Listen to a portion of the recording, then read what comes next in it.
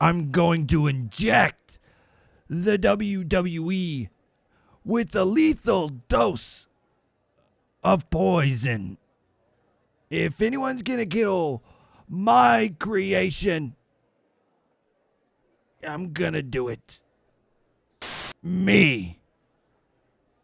And the Bullet Club.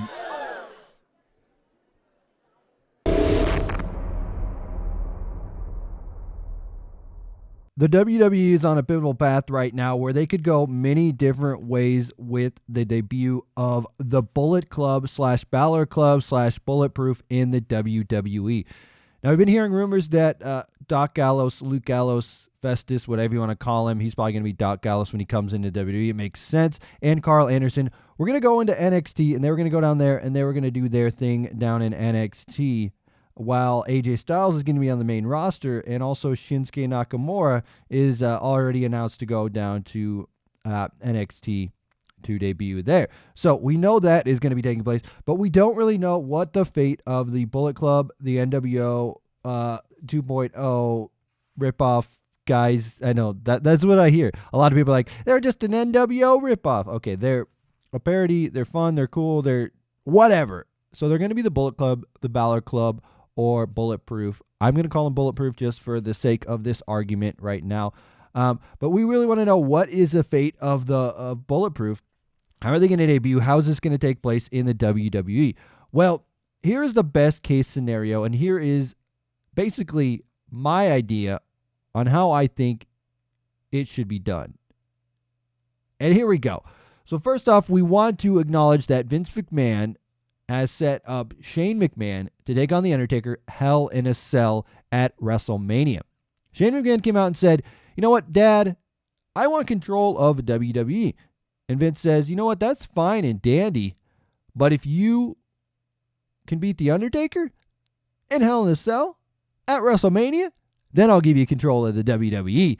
So Shane McMahon is up in this thing where he's wondering, can I beat The Undertaker at WrestleMania? And then The Undertaker comes out and he says, the blood will be on your hands, Vince. So it's more of like a thing where The Undertaker just came out. He said he wiped his hands clean and he's like, you know what?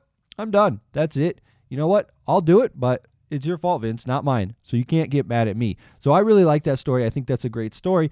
And that leads us to what would happen if Shane McMahon was to defeat The Undertaker at WrestleMania. And that's going to be a big thing because if he does, then there will be control of the WWE, control of the company. And then Shane McMahon would have control of the company.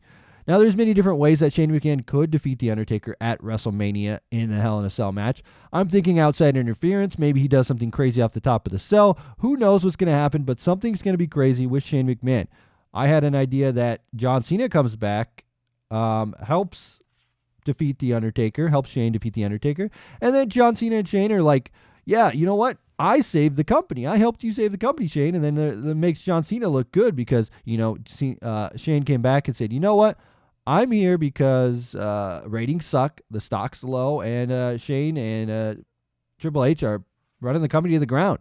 So if Shane McMahon was able to win with John Cena on his side, then that makes John Cena look like a good guy because he's got Shane McMahon and he's helped get control of the company to Shane McMahon, and I think people could buy into that, and that it would give John Cena sort of a character that could help him coming in the future. Because I heard that there was going to be Undertaker and John Cena for the match at WrestleMania, but now it's not looking like that's going to happen. So you get John Cena to come back, and then I hear that Taker will be back after the WrestleMania. He will be there.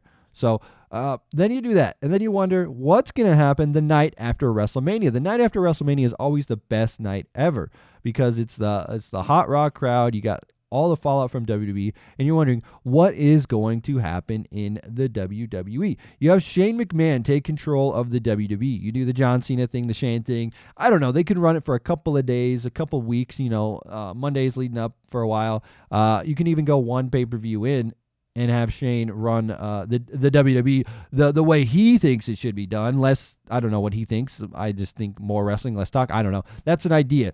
But then you have Vince McMahon, who is very, very, very angry. Vince McMahon is mad. His company is taken over by Shane McMahon. Him and John Cena are running the show. Stuff is going down, and well, you really don't know what Vince is thinking. Then we cut to a scene backstage. I'm going to inject the WWE with a lethal dose of poison. If anyone's going to kill my creation, I'm going to do it. Me. And the Bullet Club. That's right. Vince McMahon now is sending in the Bullet Club, the Bálor Club, Bulletproof, to kill the WWE. That's right. He wants his creation to be destroyed by the Bullet Club, and he's bringing them in to take out Shane McMahon, John Cena, whoever's on that side as well. And you bring in Gallows, you bring in Karl Anderson, you bring in Finn Bálor. You can even have AJ Styles go over there, and you could even throw in some new people that aren't actually a part of the original Bullet Club. Just some people that would fit in and make sense. You could throw in some divas like a Sasha Banks or something. Be cool, right? It'd be cool to have that version of the Bullet Club, NWO, Bulletproof, whatever you want to call it. We'll go Bulletproof. So Vince goes, I want the Bulletproof to come in and kill the company. Not really kill the company, but sort of the same thing we saw with the NWO. It makes sense, right? Shane has control of the company. Vince wants it back. He hires the Bullet Club to come in and kill the company. It's an awesome storyline that I think would make perfect sense here in the WWE. I think it's something that needs to be done. I think it would shake up things. And I always think that storylines with guys like that makes sense. Like it's basically you take those guys and you take some NXT guys. You can even take a guy like Kevin Owens, Samoa Joe. If you want to get any of them in, you can. Austin Aries, that's an idea as well. Not that you want to bring up all the NXT guys to ruin the NXT roster, but I think you bring up a few NXT guys. Basically, you want to bring up those indie darlings. You have Finn Bálor, AJ Styles, Gallows, Karl Anderson. Bring either Samoa Joe, Austin Aries, even Kevin Owens, like I said, would be a great addition to that group just because he's the perfect bad guy. So you have that group led by all of them. You can even throw in some divas, like I said, Sasha Banks if you want, Becky Lynch, I don't know. Charlotte, she's a heel. We could throw her in there. She could be like the Bullet Babe. Maybe he brings in the Bullet Babe, right? He could bring in his wife, Gallows could, to be in the Bulletproof, whatever you want to call the group. I'm calling it a Bulletproof for now. So that is the idea here, where you have this control of the company on the line. You don't have it. You could have it like Invasion, sort of like when WCW tried to take over. But you have Vince and this army of guys, and you do it properly, not what the NWO was, where it got watered down and it sucked. You have all these fresh, young guys who aren't on WWE TV, sort of like the Nexus, but you let it play out the way it should. I mean, eventually, I think that if you're going to have John Cena on the forefront, it's going to be that same old same old story with John Cena coming up on the end and blah, blah, blah. But I think if you don't do that, if you get John Cena and you have his chips down and you have the Bullet Club and the Bulletproof and whatever you're calling them, you have them take over the WWE with Vince saying, I'm going to kill my creation. I'm not going to let Shane ruin it. And then you have that.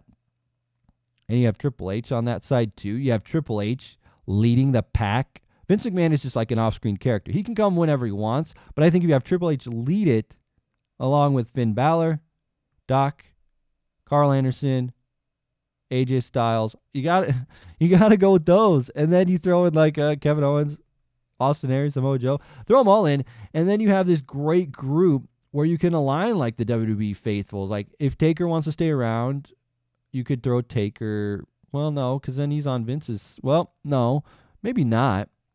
Consider, you know what? You could go either way with Taker. I think you do the John Cena Taker thing before you do the Invasion stuff. So you do Taker, John Cena, because of John Cena coming back, helping Shane win. Then you do John Cena Taker, whatever you want to do with that. Taker goes away for a while. So there's that. Taker's gone. He's out of the picture. He's gone for a while. So then you have this group. Which is like the Bulletproof, and then you have Team Shane McMahon or whatever. And then it's basically similar to the Invasion, right? You pick some top guys in the WWE that are faces, like Dolph Ziggler you could throw on there because he's always good for that kind of thing, right?